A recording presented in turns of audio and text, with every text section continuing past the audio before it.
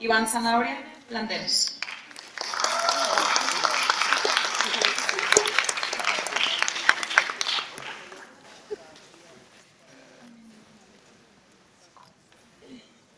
Muy buenas tardes, mi nombre es Iván Zanabria Landeros, soy estudiante de medicina de 9º semestre y hoy les traigo un caso clínico de controversia, un caso clínico entre hipertensión portopulmonar y síndrome hepatopulmonar, donde la decisión terapéutica va a significar o la mejora del paciente o el deterioro de este.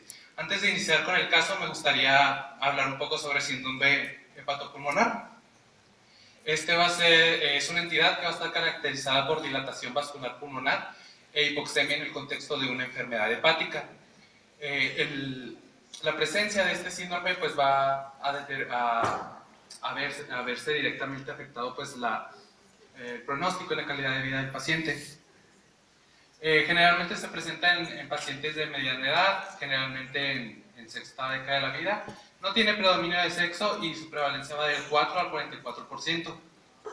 Esta prevalencia va a aumentar un 10% más en pacientes con hepatitis crónicas virales y se ve aún más un aumento en síndrome de Busch-Chiari y en pacientes con candidatos a trasplante hepático. Bueno, tenemos que en el síndrome hepatopulmonar pues, va a haber una discordancia entre las sustancias vasodilatadoras y vasoconstrictoras. Tenemos que la enfermedad hepática crónica va a condicionar un aumento en la producción y la liberación de endotelina. Además tenemos una sobreexpresión de receptores de la endotelina en el capilar pulmonar. Estas dos cosas pues, nos van a sobreactivar la óxido nítrico sintetasa endotelial, produciendo pues, un aumento del óxido nítrico que es un potente vasodilatador. La translocación bacteriana se refiere al paso de bacterias y productos de ellas de la mucosa gastrointestinal hacia la circulación. Esto se favorece en pacientes con cirrosis hepática debido al defecto circulatorio que la enfermedad conlleva. Entonces tenemos que la translocación bacteriana va a dar una activación de los macrófagos y estos a su vez producen factor de necrosis tumoral alfa. Este factor de necrosis tumoral promueve la adherencia de los monocitos y los monocitos aumentan la sobreexpresión o sobre el trabajo excesivo de la óxido nítrico sintetasa inducible. También van a aumentar la producción de monóxido de carbono, que también es un vasodilatador, y también van a promover el factor de crecimiento vascular endotelial, responsable pues, de cambios en el endotelio vascular capilar. Entonces, vemos que finalmente vamos a tener una vasodilatación excesiva en el capilar pulmonar y nos va a dar defectos en la oxigenación de los eritrocitos. Va a haber defectos en la ventilación, perfusión de una hiperperfusión en el capilar. Va a haber muchos eritrocitos que hay que oxigenar y si esto lo unamos a la circulación hiperdinámica que conlleva una enfermedad hepática, pues va a haber una alteración importante. También va a haber una alteración en la difusión debido a que el oxígeno tiene que recorrer un espacio ampliado para llegar al eritrocito y que este pueda ser oxigenado. Bueno, entonces tenemos tres cosas esenciales para realizar el diagnóstico de síndrome hepatopulmonar. El primero, un defecto en la oxigenación, que lo vamos a poder ver en la hipoxemia y en el gradiente alveolo arterial. El gradiente alveolo arterial es la diferencia que hay de presiones de oxígeno entre el alveolo y entre la arteria. También el segundo punto para el diagnóstico va a ser un defecto vascular capilar, y este lo vamos a ver tanto por el gradiente como por el shunt o por el cortocircuito de derecha a izquierda. Y tercero, que todo esto sea en contexto de enfermedad hepática. Vamos con el caso. Se trata de un paciente femenino de 62 años de edad, residente de la Ciudad de México. Entre los antecedentes importantes, pues tiene cirrosis hepática autoinmune, clasificada como Child-C, cursa con hipotiroidismo subclínico, anticuerpo epsilon para hepatitis B positivo, y hace un mes se le diagnosticó hipertensión portopulmonar, clase funcional 3, que trata con sildenafil 50 miligramos cada 24 horas, desde hace ya 3 semanas. Pues la paciente acude a consulta externa del Instituto Nacional de Ciencias Médicas y Nutrición Salvador Subirán, con deterioro de la clase funcional de 3 a 4, disnea progresiva asociada a pequeños esfuerzos, y esto aunado a platinea y ortodoxia. más clínica habitual de cirrosis hepática. Como la clínica pues, de cirrosis hepática no es causa de la discusión, no voy a andar en ella, pero pues la paciente sí tiene un claro diagnóstico de cirrosis hepática con la clínica clásica.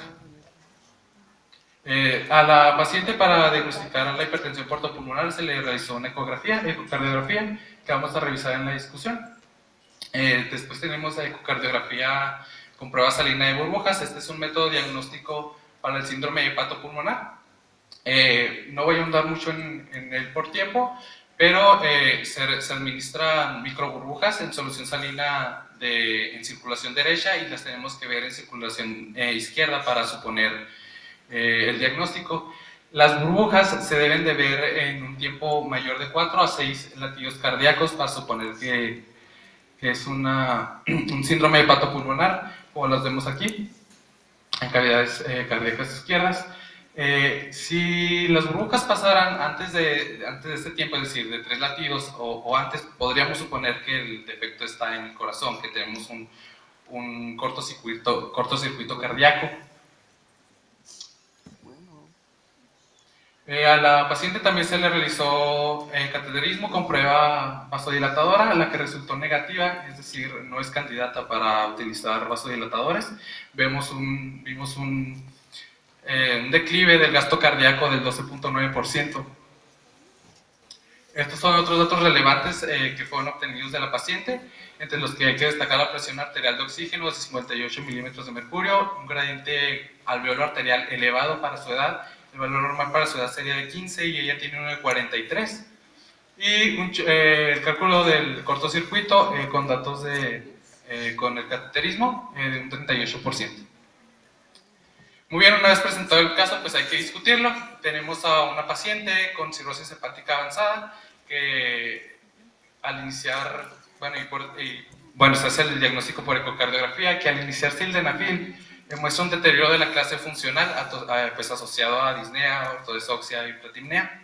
Entonces tenemos un paciente con síndrome de insuficiencia respiratoria aguda. Hay 5 causas fisiopatológicas generales para hablar de la insuficiencia respiratoria aguda. Entre la primera tenemos disminución del FiO2. En la disminución del FiO2 los gradientes alveolo arteriales se mantienen conservados, cosa que nuestra paciente no tiene, por lo que podemos descartarlo. Después tenemos por hipoventilación, y la hipoventilación se ve reflejada en la presión arterial de dióxido de carbono. La presión arterial de dióxido de carbono se eleva cuando hay hipoventilación. En nuestro paciente tampoco ocurrió eso, por lo que podemos descartar esa causa fisiopatológica. Después tenemos defectos en la membrana alveolo arterial, que pueden darse por varias razones, entre ellas fibrosis pulmonar clínica, que tampoco tiene nuestra paciente, por lo que vamos a descartar esto y nos vamos a quedar con las últimas dos, que son los defectos de ventilación-perfusión, que son los más comunes, que se ven en múltiples padecimientos como neumonía, edema pulmonar, atelectasia, y el cortocircuito de derecha a izquierda. El cortocircuito de derecha a izquierda podemos, un parámetro pues, para medirlo, para verlo, tenemos el gradiente alveolo arterial. Este normalmente es de 5 a 10 milímetros de mercurio en un paciente pues como ustedes, como yo, pero este va a aumentar en situaciones patológicas, como van a ser las alteraciones cardíacas o las alteraciones pulmonares, ya sea CIA, CIB, PCA, fístula arterio